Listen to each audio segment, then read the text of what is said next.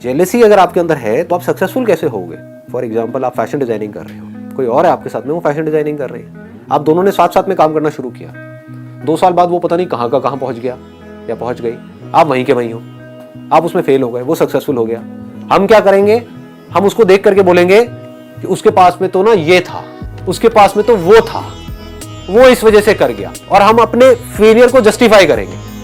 जबकि करना क्या है? इसका उल्टा करना है कि वो सक्सेसफुल हुआ है या हुई है तो जरूर उसको कुछ ऐसा पता है, जरूर वो कुछ ऐसा जानता है जो मैं नहीं जानती, जरूर उसने कुछ ना कुछ ऐसा किया है जो मैंने नहीं किया। देखने का कि हमको ये समझना है कि उसने ऐसा क्या किया जो मैंने नहीं किया। हो सकता है कि उसको उस जॉब की इतनी जरूरत नहीं थी, या उसके ऊपर, ये भी कहना गलत होगा, जरूरत नहीं थी, हो सकता है उसके ऊपर इंटरव्यू का इतना ज्यादा लोड नहीं था, वो मजे मजे में गए और मजे मजे में बाहर आ गए।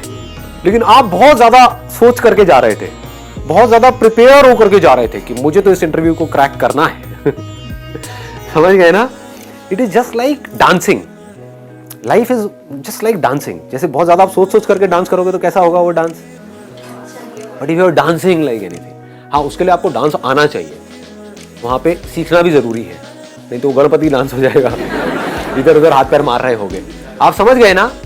एजुकेशन की अपनी एक लिमिट है, क्वालिफिकेशन की अपनी एक लिमिट है। डिग्री तो दोनों के हाथ में आ गई, लेकिन अगर उस डिग्री के बाद में आप बहुत सोच सोच करके इंटरव्यू दोगे तो आपके फेल होने के चांसेस बढ़ जाएंगे, क्योंकि अंदर से नॉलेज तो आप दोनों की सेम है।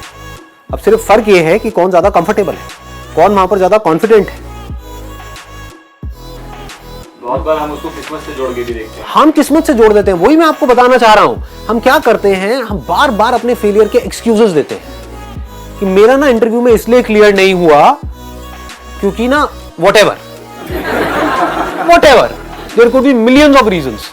लेकिन जब भी आप ऐसा कुछ कर रहे हो, इस बात को समझ लेना, आप अपने आप को नीचे गिरा रहे हो, ऊपर नहीं उठ रहे। इमीडिएटली एक्सेप्ट करो कि मैं फेल हो रही हूं, इस वजह से हो रही हूं। फॉर एग्जाम्पल, जब मैंने फोटोग्राफी शुरू करी तो लोग आकर के मेरा मजाक उड़ाते थे कि कौन है बेवकूफ सा फोटोग्राफर, और मेरे शूट को उठा करके लोग ऐसे फेंक देते थे। जब एजेंसीज में लेकर के आते थे ना, ऐसे किस बेवकूफ फोटोग्राफर से घर आके लाए, और फिर वो बंदे मेरे पास आते थे जो मॉडल्स थे, वो बोलते थे कि ये क्या किया है आपने, हाँ, ये क्यों मजाक किया आपने हमारे साथ में? समझ रहे हो? तो मेरे पास में 2 ऑप्शंस थे। एक तो ये कि मैं वहां पर बैठ करके अपने आप को जस्टिफाई करूं कि नहीं नहीं नहीं नहीं, वो जिन्होंने फेंका है ना उनको पता नहीं है, वो बेवकूफ है।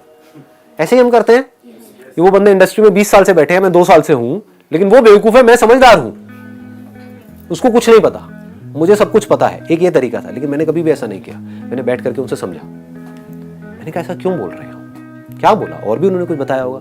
तो फिर वो बताते थे कि ये ना लाइटिंग सही नहीं है, ये ना कपड़े ठीक नहीं है, स्टाइलिंग ठीक नहीं है। और आज जेन्युइनली मैं देखता हूं तो मुझे हंसी आती है अपनी फोटोग्राफी, इतनी घटिया थी, इतनी बेकार थी।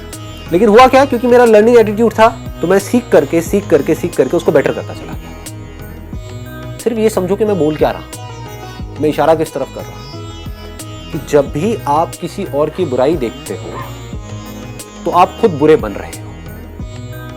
हम वही देखते हैं जो हम हैं। ये बात पकड़ में आ रही है?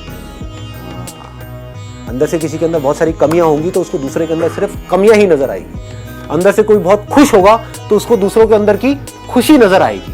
हर इंसान में अच्छाई भी है और बुराई भी है। हर सिचुएशन में कुछ अच्छा भी है, कुछ बुरा भी है।